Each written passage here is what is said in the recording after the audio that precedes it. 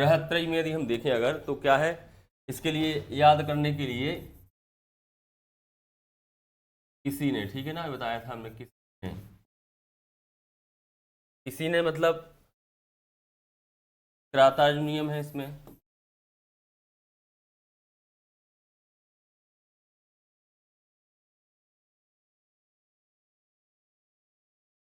दूसरी रचना जो है वो शिशुपाल वधम है।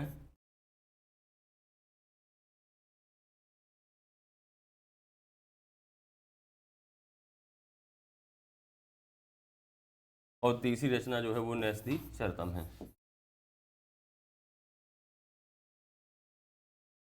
नैषधीय चरितम,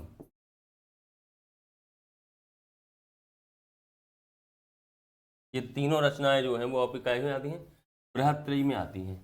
ऐसे ही लघुत्रयी है, लघुत्रयी में आपका रघुवंशम, कुमार संभव और मेघदूत आता है। तो ये बहुत महत्वपूर्ण प्रश्न बनेगा इससे, लघुत्रयी से, बृहत्त्रयी से, वेदत्रयी है और प्रस्थानत्रयी है। भारवीकृत है, शिशुपाल वध किसका है, माघकृत है। और नैषधीय चरितम किसका है, श्री हर्षकृत है, हर्षकृत।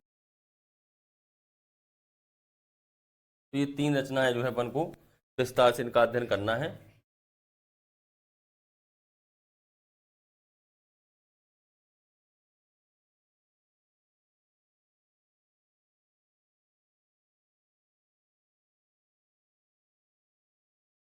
इस महाकाव्य में देखें अगर, तो ये जो शब्द है किरात धन अर्जुनियम, ठीक है ना, मतलब दो शब्द इसमें आते हैं, किरात और अर्जुन।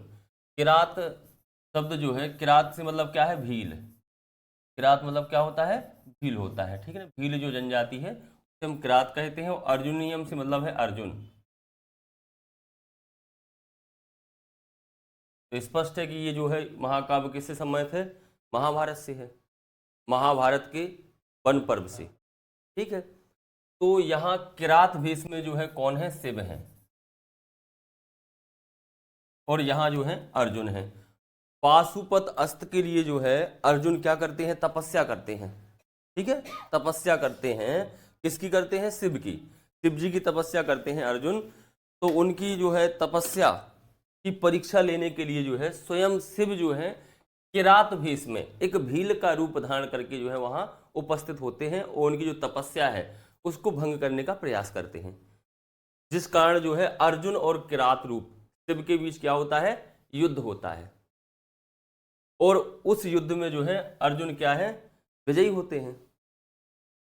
जब अर्जुन विजयी होते हैं तो किरात रूप शिव जो है वो अपने साक्षात रूप में आ जाते हैं, असली रूप में आ जाते हैं, और प्रसन्न होकर के जो है इन्हें पाशुपत अस्त्र जो है प्रदान कर देते हैं।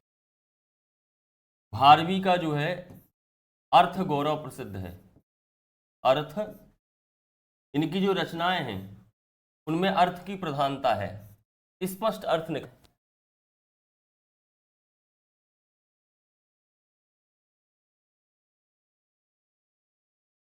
कितने सर्ग हैं इसमें, 18 सर्ग हैं। त्रातायुनियम में जो है 18 सर्ग हैं। इसका जो, इसका कथानक है वो हम बता ही चुके हैं, लिख भी लो, महाभारत के वन पर्व से।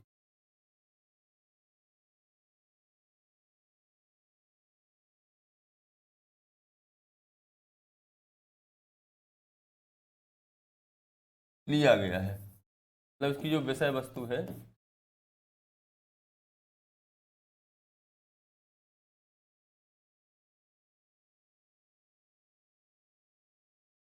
कौरवों पर विजय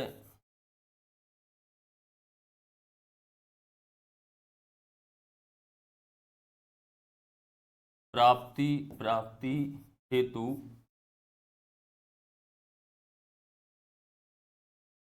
अर्जुन का हिमालय पर्वत पर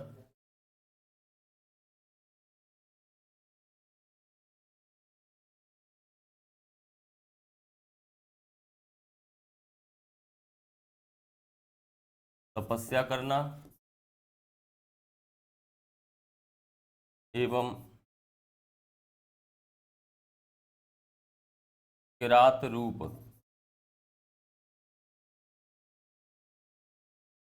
शिव से युद्ध और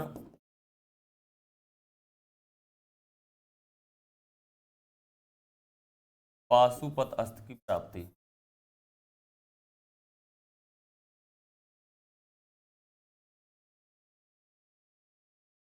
पांडव कहाँ थे? अज्ञातवास में, मतलब वन में रह रहे थे। ठीक, उसी समय जो है उनका एक गुप्तचर था, इसको दूत भी कह सकते हैं, जिसे हम क्या बोलते हैं, वनेचर। वनेचर मतलब जंगल में घूमने वाला। वो क्या करता था कि पांडवों की तरफ से वो कहाँ जाता था? कौरवों के पास। ठीक है, और वहां क्या चल रहा है ये सब देख करके वहां से किसको बताया था? वो पांडवों को बताया करता था कि उनकी क्या ही तैयारी चल रही है युद्ध की। तो यही किरातार्जुनीयम की मुख्य जो विषय वस्तु है यही है इसमें। हाँ, युधिष्ठिर और वनेचर। वनेचर जो है मतलब इसको अपन कह सकते हैं दूत, कह सकते हैं। क्या कह सकते हैं? दूत का नाम।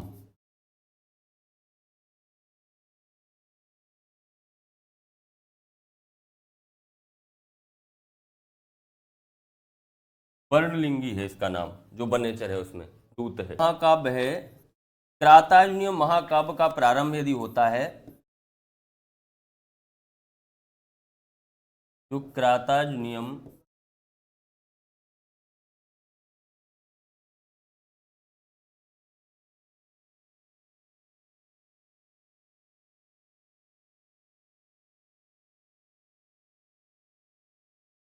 जब हम किरातार्जुनीयम महाकाव्य पढ़ते हैं तो इसकी शुरुआत श्री शब्द से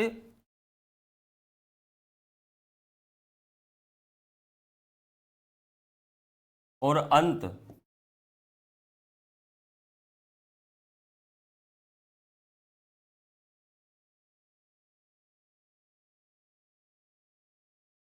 लक्ष्मी शब्द से होता है। ये भी महत्वपूर्ण है। इसमें गद्दार कौन है? प्रतिनायक कौन है? शिव है। इसमें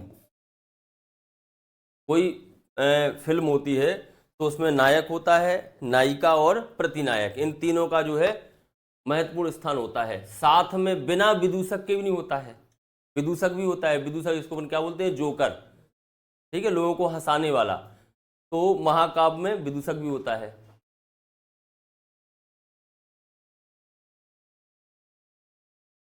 ना नो नन ननो नाना नना ननु। 18 सर्ग हैं इसमें। ठीक है ना, इसके 15वें सर्ग में चित्र काव्य का वर्णन है। चित्र काव्य क्या है?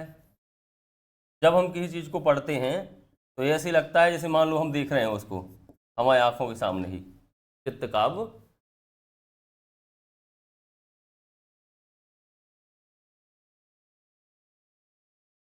भारवी का परिचय देखें तो ये किरातार्जुनीयम की तो रचयिता है ही। वास्तविक नाम क्या है? दामोदर। भारवी का ही नाम है दामोदर। हाँ, आतपत भारवी के नाम से भी जानते हैं, उपाधि है आतपत। ठीक है ना, आतपत भारवी, ये क्या है? इनकी उपाधि है ये।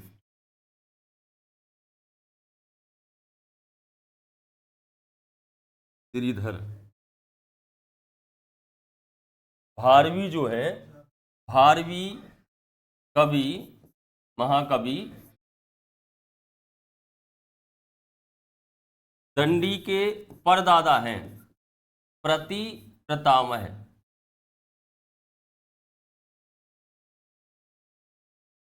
की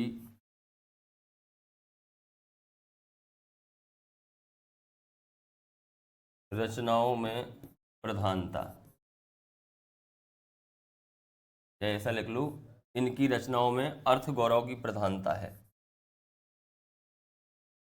विष्णुवर्धन के ये दरबारी कवि हैं, सभा कवि थे, अब तो नहीं है।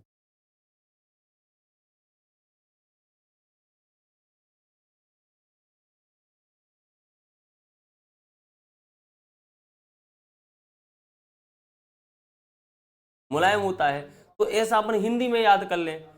कैसे, हिंदी में याद कर ले कि भारवी के संबंध में कहा गया है कि भारवी के जो वचन हैं वो नारियल के समान हैं, कि बाहर से देखने में कठोर और अंदर से मुलायम। तो ये बात याद आ जाएगी कि नारिकेल फल सम्मितम बचो, हितम मनोहारी।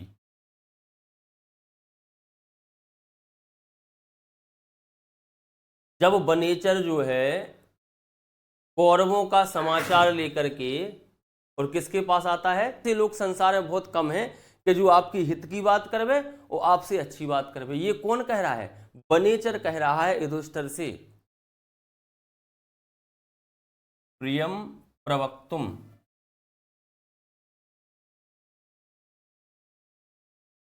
मिक्षति हितैषिणा। प्रियम प्रवक्तुम इच्छति मृषा हितैषिणा। ना माने नहीं, ही माने निश्चय भी होता है, क्योंकि भी होता है, निपात भी है ये, ठीक है। प्रियम माने प्रिय, प्रवक्तुम बोलने का, बोलने के लिए, इच्छति माने इच्छा करता है, मृषा माने होता है झूठ। मृषा माने क्या होता है, झूठ। वो कहा गया है मृषा वदति लोकोयम तांबूलम मुखभूषणम। संसार के लोग झूठ बोलते हैं कि मुख का आभूषण पान है, जबकि मुखस्य भूषणम एक्यो पुंसायो वाणी। मुख का आभूषण केवल एक ही है, क्या है, वाणी, अच्छी वाणी।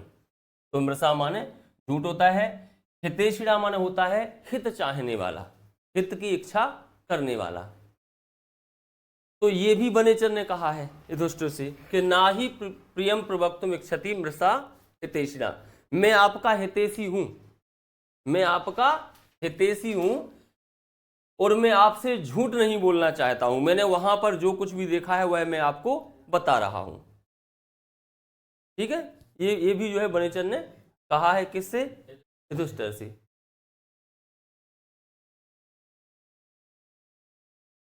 बलवत विरोधिना।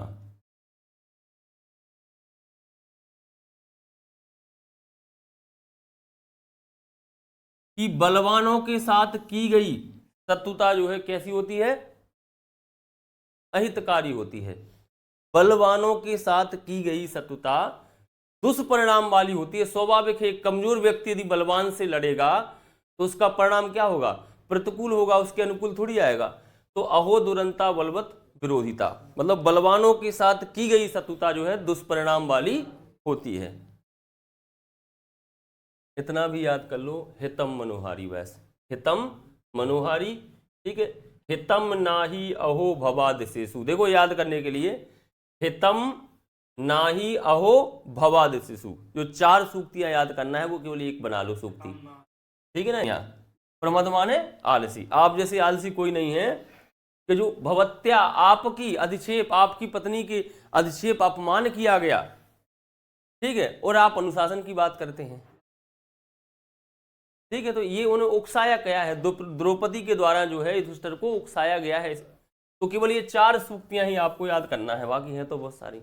महाकाव्य है बृहत्त्रयी में। दूसरा जो है क्या है, शिशुपाल वधम। शिशुपाल पद क्या है, शिशुपाल कौन है, यादव। शिशुपाल कौन है, यादव है। और यादवों का विनाश किसने किया था, कृष्ण ने। शिशुपाल का वध किसने किया, कृष्ण ने। जो माघ कवि हैं, महाकवि हैं, उनकी रचना है शिशुपाल वधम। कितने सर्ग हैं, 20 सर्ग हैं। श्लोक किसने हैं इसमें, 1650।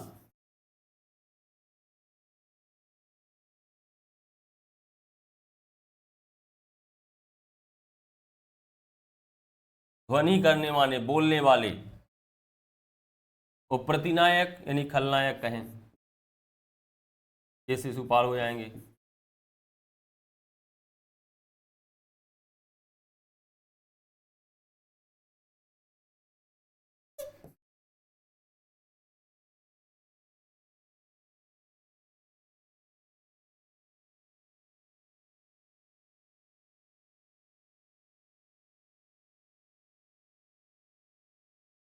समुद्र वर्णन है इसमें,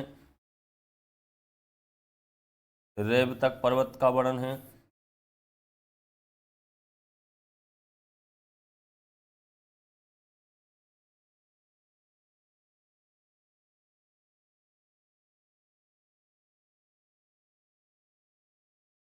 प्रभात वर्ण मतलब प्रभात वर्ण से क्या मतलब है? सूर्य का, ठीक है ना। ये जो शिशुपाल वध महाकाव्य है, महाकाव्य की शुरुआत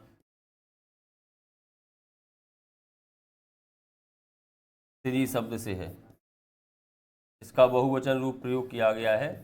नद्याः में से क्या आएगा? प्रियाः है सुप्रभ देव। ये छोटे छोटे प्रश्न भी पूछ लेते हैं।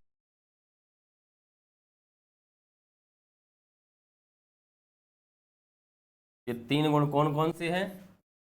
उपमा,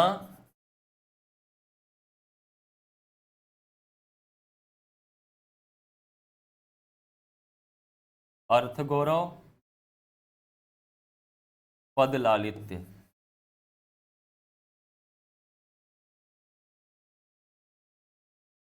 इनकी रचनाओं में एकमात्र रचना है, माघ की जो है केवल एकमात्र रचना उपलब्ध होती है, शिशुपाल वध। और उस रचना में इन 3 गुणों का समावेश है। उपमा अलंकार की प्रधानता है, अर्थ की प्रधानता भी है, और पद मतलब समाज शैली की प्रधानता है। अब इन 3 गुण में यदि अलग अलग यदि हम कहें, अपन को इतनी लिखना है केवल माघ के बारे में, यदि अलग अलग कहें तो उपमा केवल एक किसके लिए है? उपमा कालिदास। भाई केवल जो महाकवि कालिदास हैं वो किसके लिए प्रसिद्ध हैं? उपमा के लिए। और अर्थ गौरव के लिए यदि बात करें अगर, तो केवल क्या है आपके? भारवी हैं। भारवी केवल अर्थ गौरव के लिए प्रसिद्ध हैं। और पद लालित्य के लिए प्रसिद्ध कौन है? दंडी। दंडी की रचनाओं में क्या है? समाज शैली की प्रधानता है। लेकिन जो माघ हैं, महाकवि माघ हैं, इनकी रचनाओं में ये 3 गुण हैं। उपमा भी है, अर्थ गौरव भी है, और पद लालित्य भी है।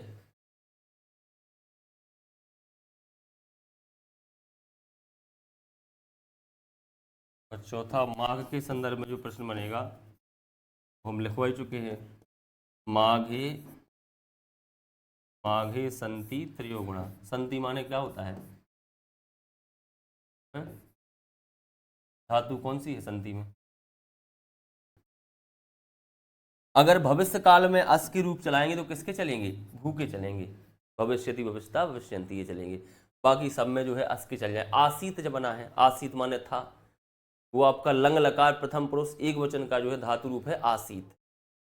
ताताम अन, आसन है, आसन माने थे, वो बहुवचन का हो गया। प्रत्यय वही लगी हैं, तो अस धातु है इसमें। अस माने होता है होना।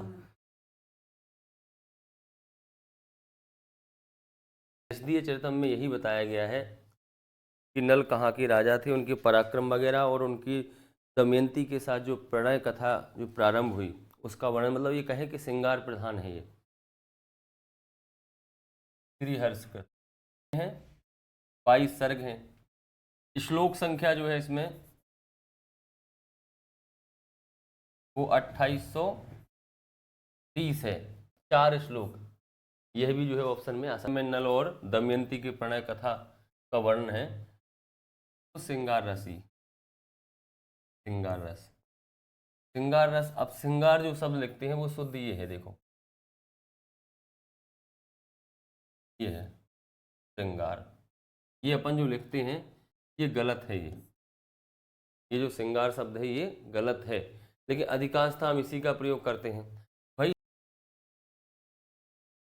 इसके नायक हैं वो नल हैं, और नायिका की बात करें अगर तो दमयंती।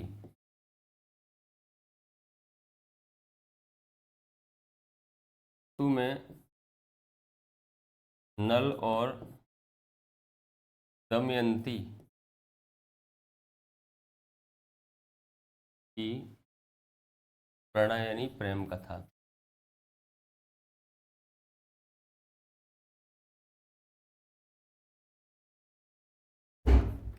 वर्णन है।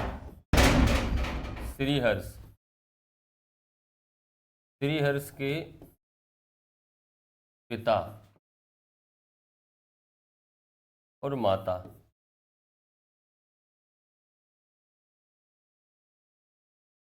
ठीक है, ये जो है नेस्त्रीय चरितम का सामान्य परिचय। जहाँ तक जो प्रश्न बनेंगे इतने ही खंड से जो है प्रश्न आएंगे।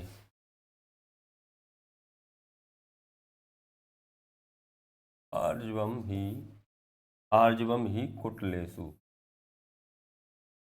कुटिल जो लोग होते हैं उनकी कोई नीति नहीं होती है। से लिया गया है तो महाभारत से लिया गया है। महाभारत के